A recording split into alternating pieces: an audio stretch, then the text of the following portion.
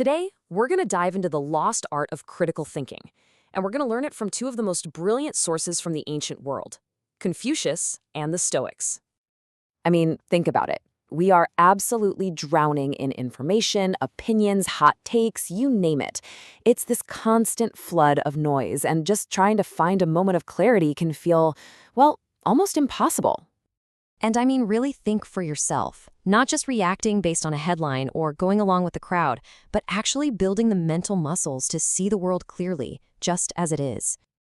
So, here's our game plan for today. We're going to start with the Confucian idea of naming things accurately. Then, we'll grab the Stoic secret to pausing before you react. After that, we'll learn to dig for the root cause of our problems, widen our perspective, and finally, we'll put it all together in your own critical thinking toolkit.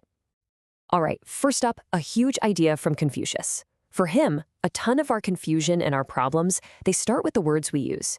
He believed clear thinking literally begins with using clear language.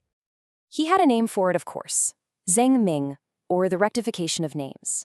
And it's really just the discipline of calling things what they actually are. It's about stripping away all that emotional gunk in our own ego to see a situation for what it truly is. And here's a perfect everyday example. Telling yourself, I'm unlucky, turns you into a victim, right? It's out of your hands. But saying, I didn't prepare well, now that gives you power. It shifts the focus from fate to something you can actually fix. See the difference?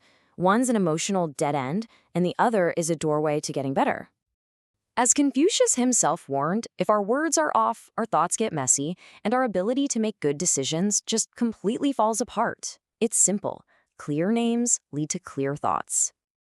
Okay, our second principle comes from the Stoics. So if Confucius was all about labeling the outside world correctly, the Stoics were obsessed with controlling our internal world, our reactions.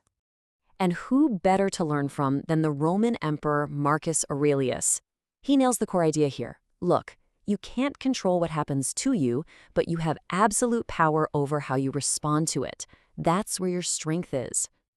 And this is the key. Something happens, you get a rude email, someone cuts you off in traffic, and your brain instantly slaps a judgment on it. The Stoic secret is to create a tiny space, a little pause between that event and your judgment. That gap, that's where wisdom grows. And the best part? It's so simple to do. When you feel that rush of anger or frustration, just stop. 2 seconds is all it takes. Take one slow, deliberate breath and ask yourself, what actually happened here before I started telling myself a story about it? Seriously, this little habit is an objectivity superpower. All right, let's head back to Confucius for principle number 3, getting past the surface level of a problem. A wise person, he said, doesn't waste time on the symptoms. They go straight for the root cause. I love this way of thinking about it. Leaves versus roots. It's so clear, right? We see the leaf, the obvious problem, like my team seems unmotivated. But that's just a symptom. The root might be a lack of trust, or maybe the goals were never clear in the first place. You can trim the leaves all day, but unless you fix the root, the problem will just keep growing back. So from now on, for any challenge you face, big or small, ask yourself this question. It's the difference between being a firefighter constantly putting out fires and being an architect who builds things that don't catch fire in the first place. For our fourth principle, we're back to the Stoics for one of their most famous and honestly most powerful mental exercises. This one is all about breaking out of that panicked tunnel vision we all get stuck in. They called it the view from above. Just try this for a second. When you feel stressed or overwhelmed, imagine you're floating up, rising above your chair, seeing the room, then your house, then your city from above. Keep going until you see the whole earth, just a beautiful, tiny sphere in the vastness of space.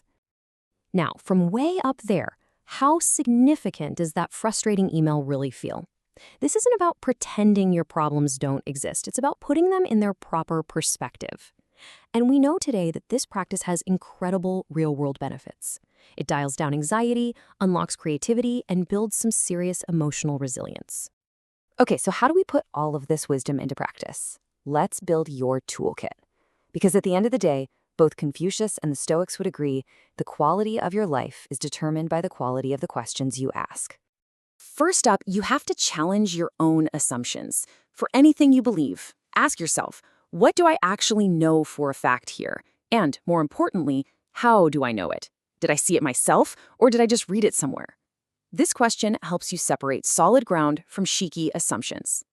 Next, and this one is huge for staying humble and smart, you have to ask, what am I missing? This little question is the perfect antidote to arrogance and bias. It forces you to look for blind spots and consider what other people might be seeing that you're not. It keeps your mind open.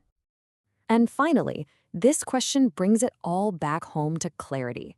What is the simplest explanation? We love to overcomplicate things, but both of these philosophies knew that the truth is often elegant and simple.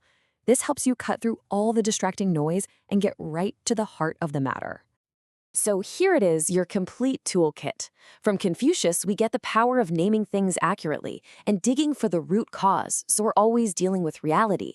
From the Stoics, we get the life-changing magic of the pause and the perspective-shifting view from above. And tying it all together is the habit of asking those three wise questions. What do I know? What am I missing? And what's the simple truth here? Look, in a world that is getting louder and more confusing by the day, being able to think clearly isn't just a nice skill to have, it's your superpower. It's the one thing that gives you the ability to navigate the chaos with a sense of calm and confidence.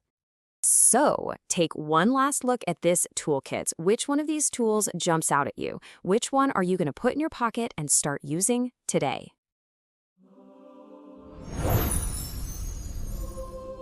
Like and subscribe for timeless wisdom.